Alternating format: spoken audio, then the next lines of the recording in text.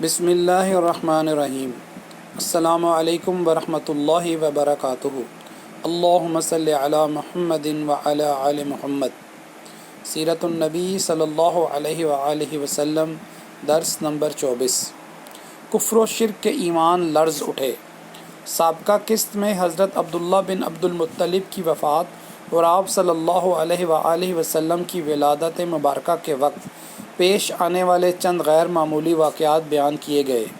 اس قسط میں ایسا ہی ایک غیر معمولی واقعہ جو شہنشاہ ایران کے محل میں پیش آیا بیان کیا جائے گا۔ حافظ ابو بکر محمد بن جعفر بن سہل الخرائطی اپنی کتاب حواتف الجان میں مختلف حوالوں سے بیان کرتے ہیں کہ حضرت صلی اللہ علیہ وآلہ وسلم کی ولادت مبارکہ کے وقت ایران کے مشہور بادشاہ نوشیروان کے ایمان میں سخت زلزلہ آیا اور اس کے ایمان کے 14 کنگرے گنبد ٹوٹ کر گر پڑے۔ اگر بات یہاں تک ہی محدود رہتی تو اسے ایک حادثہ سمجھ کر توجہ کے قابل نہ سمجھا جاتا، مگر اس زلزلہ کے ساتھ چند اور بہت ہی غیر معمولی اور چونکا دینے والی باتیں بھی ظہور پذیر ہوئیں، جن میں ایک یہ تھی کہ شاہی آتش کدے میں پچھلے 1000 سال سے روشن آگ بھی بنا کسی وجہ کے ٹھنڈی پڑ گئی۔ 1000 سال میں ایسا کبھی نہ ہوا تھا کہ اس مقدس آتش کدے کی آگ بجھی ہو۔ دوسری طرف بحیرہ ساوا بھی حیران کن طور پر جوش کھا کر ابلنے والا ہو گیا۔ نوشیروان یہ تمام واقعات دیکھ کر چونک گیا۔ اس نے اپنے مشیر موبزان کو بلا کر یہ سب واقعات سنائے اور اس کی رائے طلب کی۔ موبزان نے نوشیروان کو بتایا کہ کل رات اس نے بھی ایک عجیب خواب دیکھا ہے کہ عرب کی طرف سے انسانوں کے غول اونٹوں پر سوار فارس یعنی ایران کی طرف امڑے آ رہے ہیں اور انہوں نے دریائے دجلہ کو بھی عبور کر لیا ہے۔ نوشیروان جو پہلی ہی ان واقعات کی وجہ سے گہری سوچ میں تھا، یہ خواب سن کر پریشان ہو گیا۔ اس نے موبزان سے اس خواب کی تعبیر پوچھی۔ موبزان نے جواب میں کہا کہ چونکہ یہ سارے واقعات اور پھر یہ خواب معمولی نہیں ہیں تو بہتر ہے کہ ان کی ٹھیک تعبیر جاننے کے لیے کسی عالم سے رابطہ کر لینا چاہیے۔ چنانچہ نوشیروان نے موبزان کے مشورے پر ایک خط لکھ کر یمن میں اپنے نائب السلطنت حاکم نعمان بن منظر کو بھیجا اور اسے حکم دیا کہ وہ فوراً اس کی خدمت میں حاضر ہو اور اپنے ساتھ کسی ایسے شخص کو لائے جو بڑا عالم ہو اور نوشیروان کے تمام سوالوں کے جواب دے سکے۔ کسریٰ ایران کے بادشاہ کا لقب کسریٰ ہوتا تھا، جیسے روم کے حکمران قیصر اور مصر کے حکمران فرعون کہلاتے تھے۔ کا یہ شاہی فرمان ملتے ہی نعمان بن منظر فوراً نوشیروان کی خدمت میں حاضر ہو گیا اور کسریٰ کے حزب الحکم ایک بہت بڑے عیسائی عالم شخص عبد المسیح بن عمر بن حیان بن نفیلہ غسانی کو بھی ساتھ لے آیا۔ نوشیروان نے عبد المسیح بن عمر کو تمام واقعات اور موبزان کا خواب سنایا اور پھر ان کی تعبیر پوچھی۔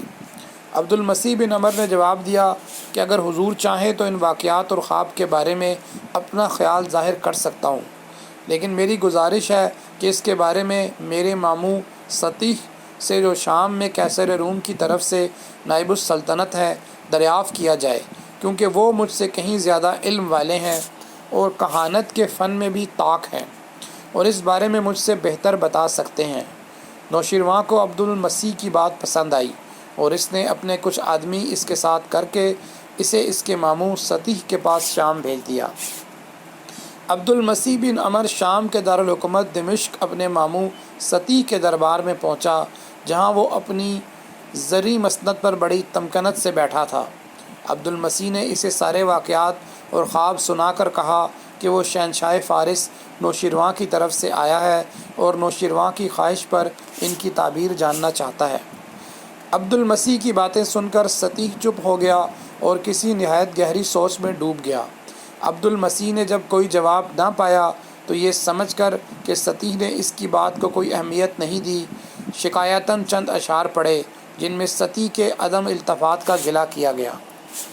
سطیح اشعار سن کر اپنے استغراق سے باہر آیا اور کہا، جو واقعات تم نے بیان کیے ہیں اگر وہ صحیح ہیں اور جو خواب موبزان نے دیکھا ہے وہ اس نے صحیح طور پر بیان کیا ہے تو سمجھ لو کہ ایک دن نہ صرف کسریٰ ایران کے ہاتھ سے سلطنت چھن جائے گی، بلکہ یہ شام جس پر میں آج کل قیصر روم کی طرف سے حاکم بنا بیٹھا ہوں، یہ بھی انہی عرب ناقہ اونٹ سواروں کے قبضے میں چلا جائے گا جنہیں موبزان نے خواب میں دریائے دجلہ عبور کرتے دیکھا ہے۔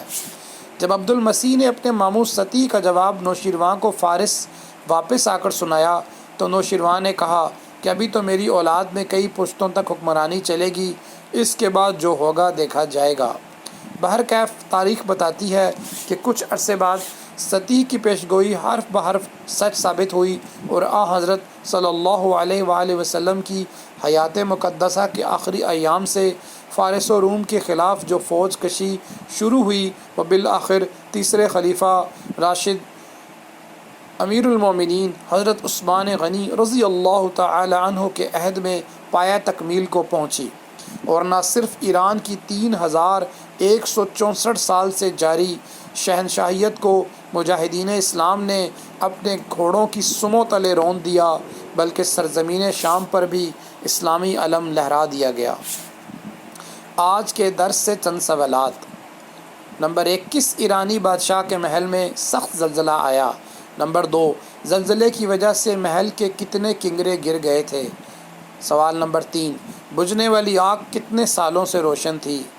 نمبر 4، نوشیروان کے مشیر کا کیا نام تھا؟ نمبر 5، ایران کے بادشاہ کا کیا لقب ہوتا تھا؟ نمبر 6، عیسائی عالم کا کیا نام تھا؟ نمبر 7، سطیح کہاں رہتے تھے؟ نمبر 8، ایران کی حکمرانی کتنے عرصے سے جاری تھی؟